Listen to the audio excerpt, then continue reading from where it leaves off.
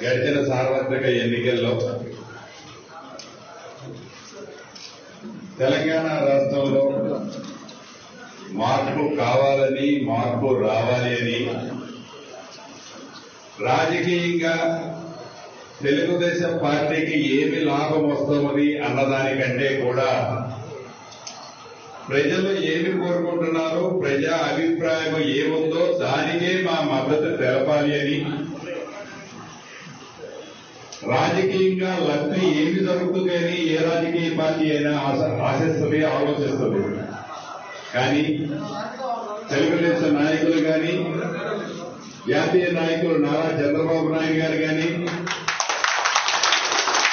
తెలుగుదేశం పార్టీకి తెలంగాణ రాష్ట్రంలో ఏమి లబ్ధి జరుగుతుంది అన్నదానికంటే ముందు తెలంగాణ బిడ్డలు, తెలంగాణ ప్రజలు ఏమి కోరుకుంటున్నారో గత ప్రభుత్వంలో ఆ ప్రభుత్వం విఫలమైంది కాబట్టి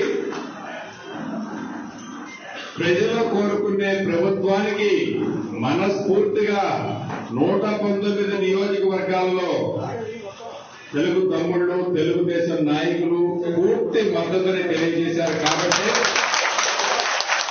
ఈనాడు తెలంగాణ రాష్ట్రంలో తెలంగాణ ప్రజలు ఏ మార్పు కావాలని కోరుకున్నారో అది నెరవేరింది అనేది చెప్పక తప్పదు.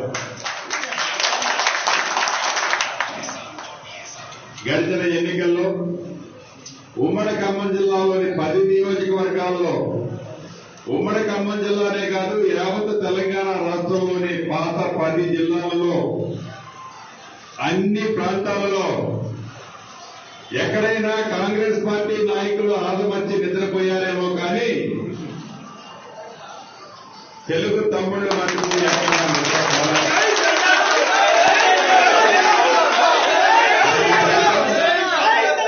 దాని ఫలితం గత ప్రభుత్వం యొక్క అహంకారపూరితమైన నిర్ణయాల్ని చర్మగీతం పాడిందన్న సంగతి కూడా మనకి తెలియదు కాదు.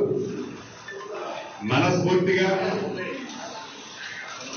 జాతీయ నాయకులు పెద్దలు నారా చంద్రబాబు నాయుడు గారికి, అదే రకంగా లోకేష్ బాబు గారికి,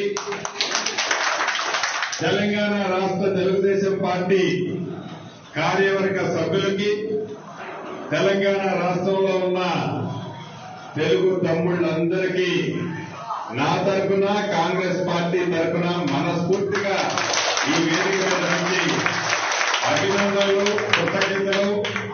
వారు చేసిన సహకారాన్ని కాంగ్రెస్ పార్టీ ఎప్పటికీ మర్చిపోదు అని ఈ వేదిక మీద నుంచి తెలియజేస్తూ, భవిష్యత్ రాజకీయాల్లో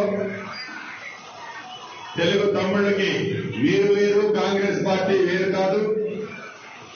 మేమేదో అధికారంలో లేమని మీరు ఎవరు కూడా నిలబడద్దు. కాంగ్రెస్ పార్టీలో మేమున్నా మీరు చేసిన సహాయాన్ని మేము ఎప్పటికీ మర్చిపోము. భవిష్యత్ రాజకీయాల్లో, భవిష్యత్తు రాబోయే నడవడికలో మనందరం కలిసి ప్రయాణం చేద్దాము తెలంగాణ రాష్ట్రంలోని మనస్ఫూర్తిగా మీ అందరికీ తెలియజేసుకుంటూ